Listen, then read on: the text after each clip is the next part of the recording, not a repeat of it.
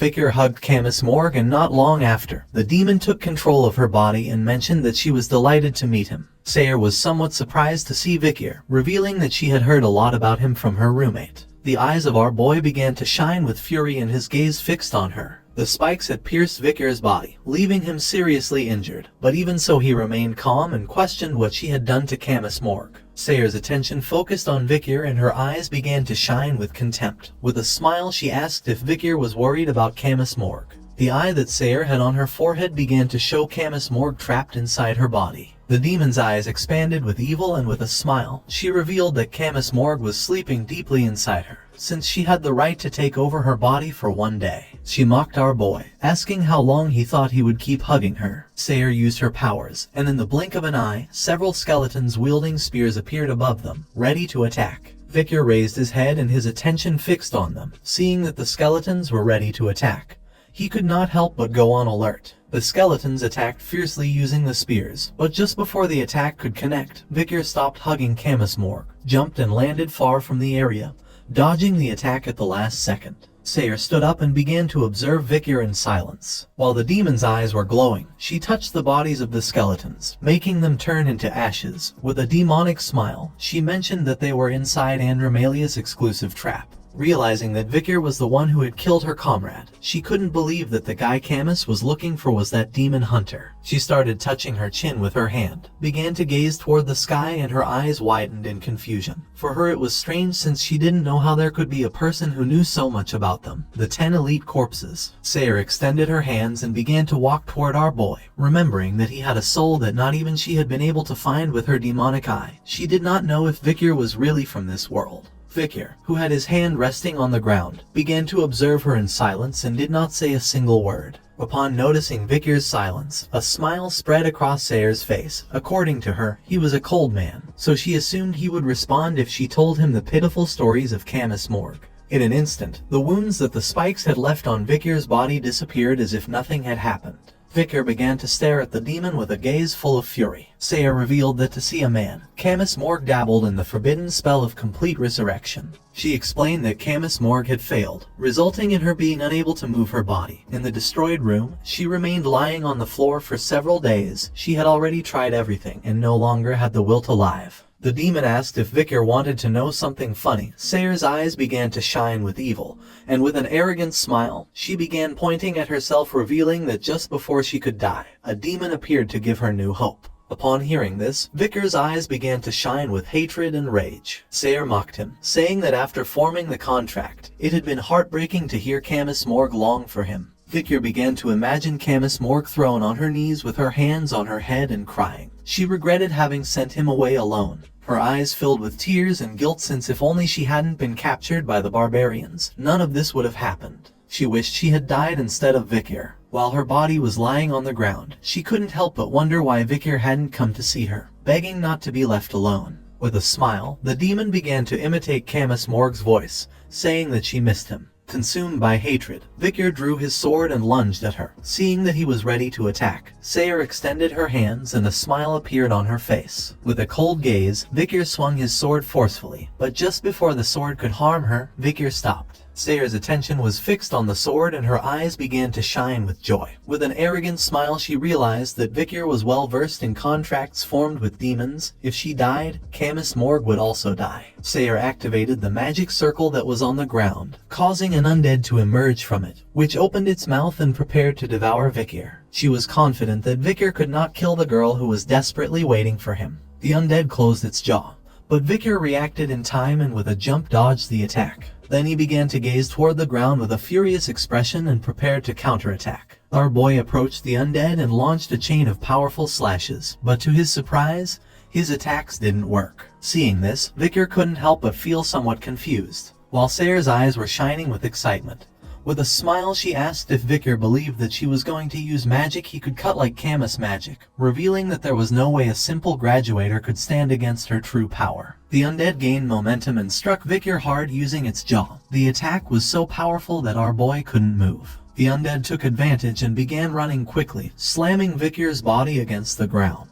Using all its strength, the undead smashed Victor's body against the sword statue. The attack was so powerful that the statue of the sword cracked and blood began to emerge again from Victor's wounds. Sayer mocked him, saying that far from saving her, he was going to end up dying. Victor, who was wounded, began to gaze toward the ground and did not move. The memories of when he had fought against the Spider Madam came to Victor's mind. Even though she was a powerful beast, Victor drew his sword and prepared to fight. He could not believe that Camus Morgue had made a contract with the demon to save him. Realizing that hiding in the deep forest had caused Camus Morgue's future as a hero to transform into that of a contractor of the demon, he began imagining a knight killing a man, knowing that in order to kill a demon who had made a contract with a human, one must first kill the human who had made the contract. This was something he knew from the beginning. The eyes of our boy began to shine with fury and his gaze fixed on Sayer. He didn't know why he had said that. He was determined not to lose against a demon. While he was sunk in his thoughts, Sayer's tail wrapped around Victor's foot. Victor didn't move. Using her tail, Sayer lifted Victor's foot and noticed that he was thinking too much while fighting. Her eyes began to shine with rage, and without wasting another second, she forcefully moved her tail, making Victor's body shoot out and crash into one of the statues. The impact was so strong that cracks appeared in the statue. Despite being injured, Victor clenched his fists and began to imagine a scale. On one side was Camus Morgue and on the other her family and the barbarians. Victor knew that if he didn't kill the 10 elite corpses, humanity would face the time of downfall. It was either Camus Morgue or all of humanity. It was clear to Victor which of the two options he had to choose. The sad memories of Camus Morgue's life flooded Victor's mind, making his eyes begin to shine with hope. He began to pant heavily since if there was even a silver of hope, he wanted to cling to it. Sayer climbed onto the palm of an undead and approached Victor, who had his body crashed against the statue. She couldn't believe that the 9th and 10th elite corpses had been defeated by a human who wasn't even that strong. Sayer's eyes began to shine with evil. Using her sharp claw, she prepared to attack, asking if Victor was aware that he was the reason for the delay in opening the door to the demonic realm.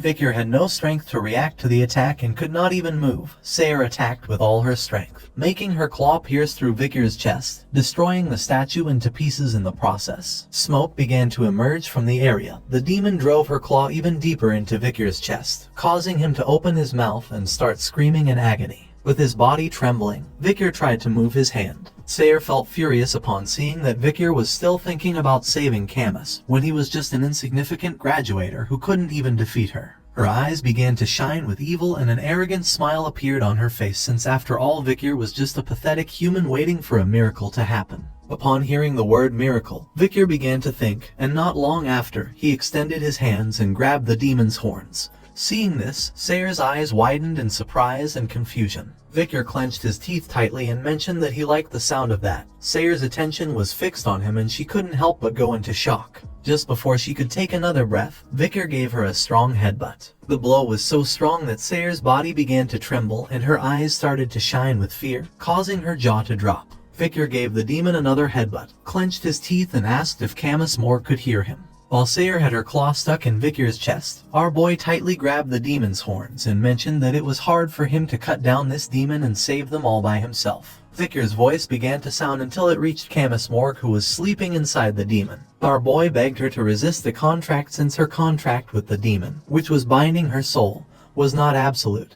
He trusted that she could do it since she was skilled in magic. Camus Morgue, whose body was bound, did not wake up. Victor revealed that her soul would burn as payment for going against the contract, but he was going to kill Sayer at that very moment. With eyes shining with determination, Victor began to shout, swearing that together they were going to create a miracle. Sayer's attention fixed on him, and her eyes widened in fury. Consumed by rage, she pulled her claw out of Victor's chest and gave him a powerful kick, making his body fly away. Our boy's body began to bounce on the ground until it crashed hard against another of the statues. Sayer descended to the ground and decided to turn Victor into an undead soldier. She swore to make him work to cover for the 9th and 10th corpse and destroy humanity. She extended her hands and began to walk toward our boy. Victor also descended to the ground and placed his hand on it. He stood up, and while he was wiping the blood from his chest, he swore to kill her. Victor began to gaze at the ground and couldn't help but imagine the letter he had received.